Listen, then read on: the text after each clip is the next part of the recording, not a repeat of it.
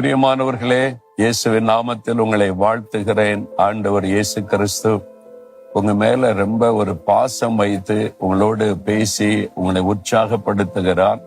அது மாத்திரம் இல்ல, ஆலோசனை தருகிறார்.